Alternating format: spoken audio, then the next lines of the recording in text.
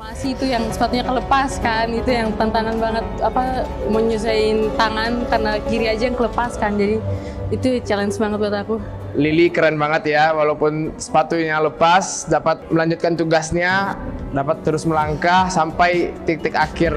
Seneng banget, bangga juga karena pas naik tangga juga nggak grogi, pas turun tangga juga nggak grogi, jadi seneng, bangga banget, apalagi langsung berhadapan dengan Pak Joko.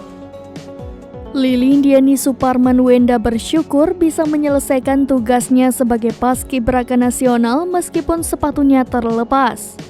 Lili mendapat dukungan moral dari rekan-rekan sesama paskibraka agar tak mempersoalkan masalah tersebut. Sepanjang tugas, Lili Wenda mengaku sangat percaya diri.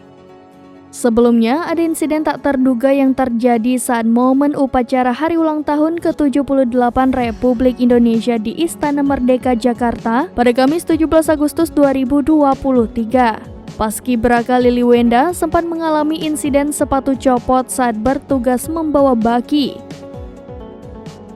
Dalam video yang beredar, sepatu Lili tiba-tiba copot dan tertinggal di tengah lapangan. Beruntung, ia tetap bisa menghadapinya dengan tenang dan tersenyum.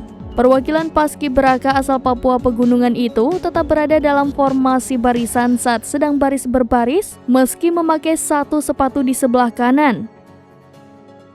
Kemudian, ia dan anggota paskibraka lainnya meninggalkan lapangan upacara. Sebagai informasi, Lili Indriani Supratman Wenda saat ini menempuh pendidikan di SMAN 1 Wamena. Wanita kelahiran 15 Mei 2007 itu terpilih sebagai pembawa baki bendera merah putih dalam upacara Hari Ulang Tahun ke-78 Republik Indonesia di Istana Negara.